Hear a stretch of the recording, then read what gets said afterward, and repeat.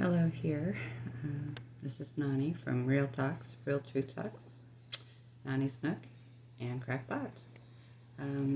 Thought today uh, about grieving and maybe a new perspective. As you can see, I have my memory shelf up there. The urns of my oldest biological daughter who was murdered, my husband who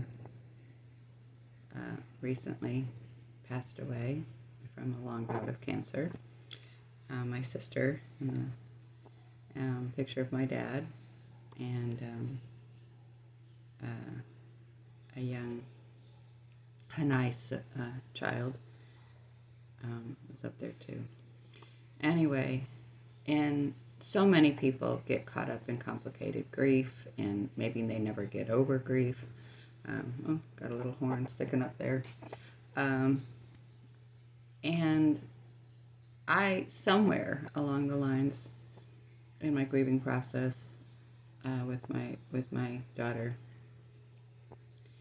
I realized that, and trust me, it took me many years to become functional after a good 8, and going on 11.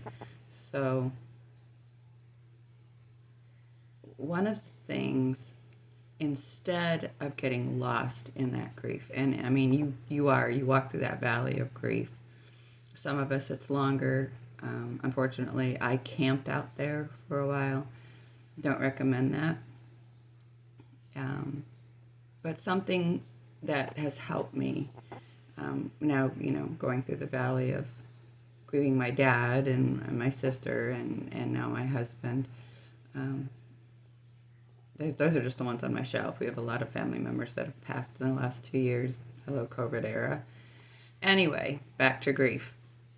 Is when you feel that gut-wrenching, god-awful pain, help the process along by just taking a moment when you feel that. See, it doesn't stop the tears, it doesn't stop the pain, but you just take a moment and breathe it in and absorb it. And thank God that you feel it, that somebody was a part of your life enough that is your privilege and that is your honor to miss them, because that's love. Grief is just love with nowhere to go. You can't show them, you can't touch them, you can't talk to them. So we cry and we grieve. And that is a blessing. That is an honor to love and have been loved. Or even if it was, unrequited love, you can still be grateful for that. I remember feeling that with my daughter. It was felt like people wanted to share my pain. And they couldn't, because, well, you just can't. Everybody's relationship is their own relationship, but that was mine. It was my gift. That was my right to have loved and to love so much, that you have tears and that you have grief. Don't be ashamed of your grief. And don't try to hurry it along, get over it, get past it.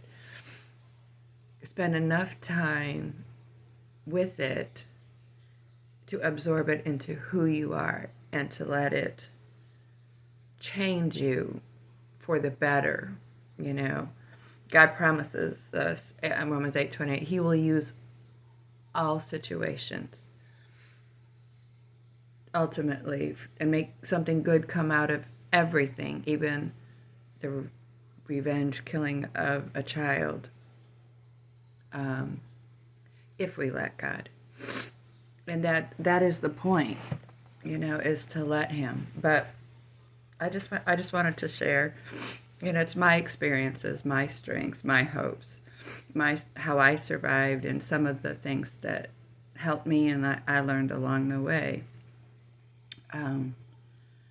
So when that pain comes, maybe just think about being thankful for that person that you were so blessed to have loved, and that impacted you, and in some way, because of or in spite of that person, it's made you who you are in their life. And then in their earthly death, goodbyes suck, and I don't like goodbyes, but breathe in that pain and just feel it, just really feel it.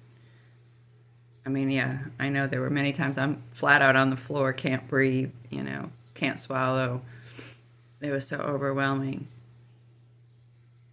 But love is a gift. And then, if and when that person leaves the earth, then the grief is a gift. Because it's love with nowhere to go. Love unexpressed. And let it change you. Let it make you a kinder, more loving, more caring, more thoughtful person. And P.S., it's not God. Death is a part of life. As much as we hate that. And hurting people hurt people. That took me a lot of years to embrace. But you can do it. You can make it through to the place that grief becomes part of you. And I think it would have been helpful to me had I knew, or had someone suggested that to me. It could take me a long time, right? But anyway, I'm in the valley of grief with my husband. But I know that it's part of my journey, and it's whoever's grieving, your grief is part of your journey. And maybe that'll just help a little bit to not get caught up in being mad at God or whatever, and just being grateful for that person. I'm also a minister of Jesus Christ, so, for those that we know that loved